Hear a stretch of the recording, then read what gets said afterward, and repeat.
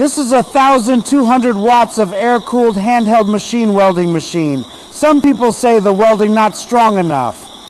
Let's use 400 watt Welding. Look at this welding line. It's bright and shiny. It is right? Like this, it just melts the wire and doesn't melt the steel. So the welding definitely not strong.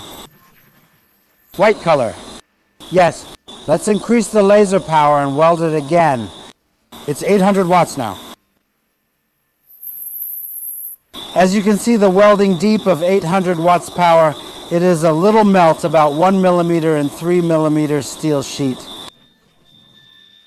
And let's increase the power to the full power of 1,200 watts output to see the quality.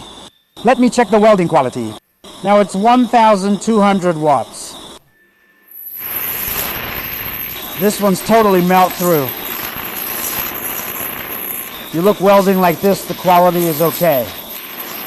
So the welding is strong.